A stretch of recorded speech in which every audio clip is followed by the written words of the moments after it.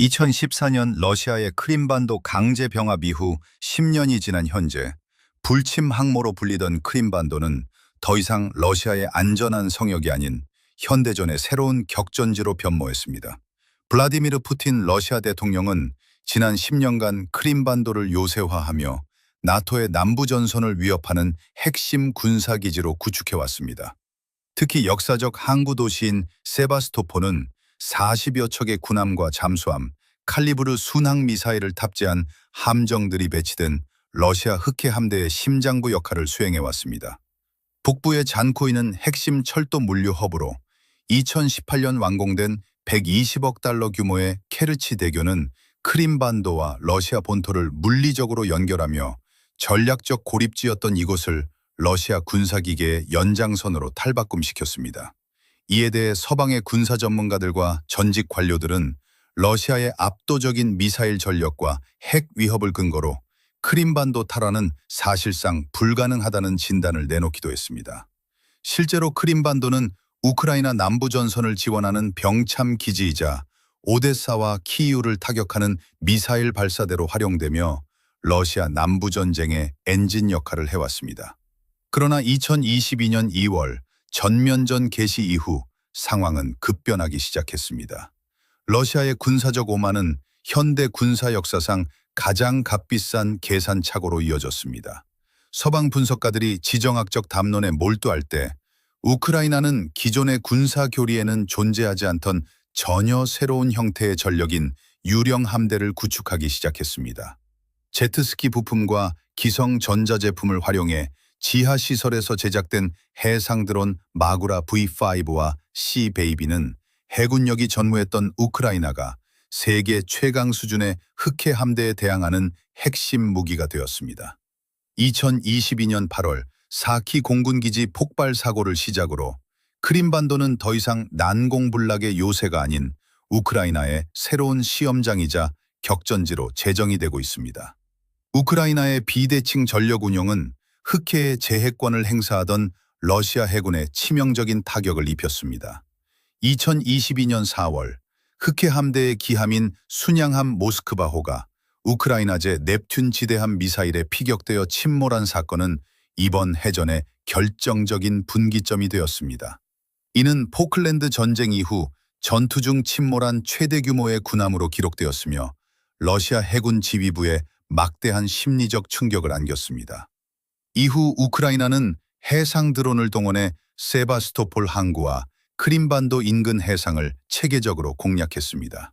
2023년 9월 세바스토폴 항구에 대한 스톰 섀도 미사일 공격으로 킬로급 잠수함 로스토프 나도누호와 상륙함 민스크호가 회생 불가능한 수준으로 파괴되었으며 2023년 12월에는 페오도시아에서 대형 상륙함 노보체르카스크호가 격침되었습니다.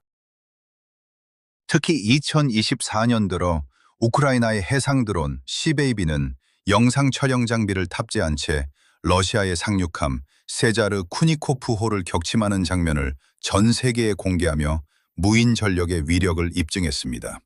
2024년 5월 칼리브르 미사일 발사가 가능한 마지막 함정인 치클론호가 세바스토폴에서 파괴되면서 러시아는 크림반도 내에서 직접적인 순항 미사일 투사 능력을 상실했습니다.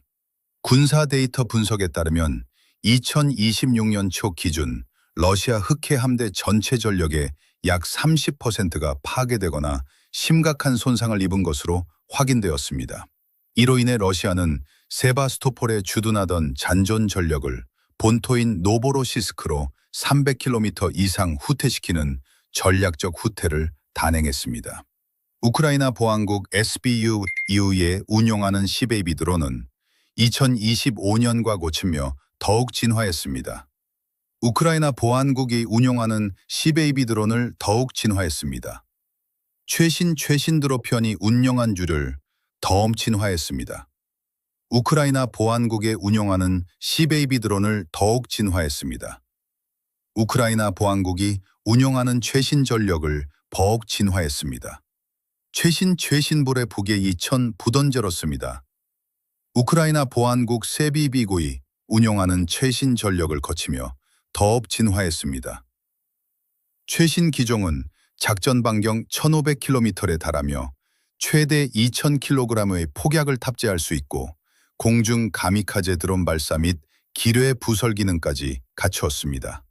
2025년 12월에는 수중 드론인 서브 시베이비가 노보로시스크 항에 정박 중인 러시아 잠수함을 공격했으며 2026년 4월에는 세바스토폴만 내에 대형 상륙함 2척과 레이더 기지가 동시에 타격받는 등 러시아 해군의 안전지대는 사실상 소멸했습니다. 우크라이나 정보당국은 점령자들에게 더 이상 안전한 항구는 없다는 입장을 공식화하며 공격의 강도를 높이고 있습니다. 우크라이나의 전략은 단순히 군함을 격침하는 것에 그치지 않고 크림반도의 모든 보급로와 방어체계를 마비시키는 이른바 고사작전으로 확대되었습니다. 푸틴 대통령의 권위를 상징하는 120억 달러 규모의 케르치 대교는 2022년 10월 트럭 폭탄 테러를 시작으로 2023년 7월 해상 드론 공격, 그리고 2025년 6월 SBU의 직접적인 폭파 공작을 거치며 치명적인 손상을 입었습니다. 특히 2025년 작전 당시에는 1,100kg 상당의 TNT가 교량 지지대 하부에 설치되어 구조물이 일시 폐쇄되었으며 이는 러시아의 핵심 물류 동맥이 언제든 절단될 수 있음을 시사했습니다. 반도 내부의 방공망 무력화도 동시다발적으로 진행되었습니다. 러시아가 자랑하는 최첨단 S-400 지대공 미사일 시스템은 벨베크와 잔코이 등지에서 우크라이나 특수부대와 넵툰 미사일의 표적이 되어 파괴되었습니다.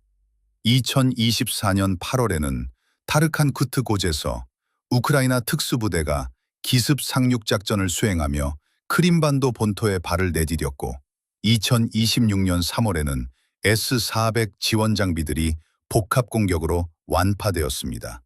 북부의 잔코이 물류 허브와 카브카즈 항의 유류 수송선인 콜로 트레이더호 역시 반복적인 공격을 받아 침몰하면서 러시아의 병참 지원 능력은 한계에 봉착했습니다. 2026년 5월 현재 외교적 해결책은 여전히 안개 속에 있습니다. 2026년 1월과 2월 아부다비와 제네바에서 열린 평화회담은 결렬되었으며 러시아는 우크라이나의 4개주 포기와 나토 가입 영구 금지라는 극단적인 조건을 고수하고 있습니다. 이에 젤렌스키 정부는 주권 영토의 양보 없는 탈환을 천명하며 맞서고 있습니다. 2026년 4월 9일 선포된 32시간의 부활절 휴전은 수천 건의 위반 사례와 함께 몇 시간 만에 붕괴되었으며 유엔은 2025년 7월 이후 최악의 민간인 인명피해를 기록했다고 보고했습니다. 결론적으로 2026년 5월 6일 기준 크림반도는 행정적으로 여전히 러시아의 통제하에 있으나 군사적으로는 거대한 함정이자 부채로 전락했습니다. 우크라이나는 해군 없이 해전을 주도하며 무인 전력의 미래를 제시했고 러시아의 핵 억제력이 절대적이지 않음을 전 세계에 입증했습니다. 불침 항모로 불리던 요새의 방어막은 드론과 미사일 공격에 의해 실시간으로 해체되고 있으며 흑해의 재해권을 둘러싼 이 비대칭 전쟁은 현대 전쟁의 규칙을 완전히 재집필하고 있습니다.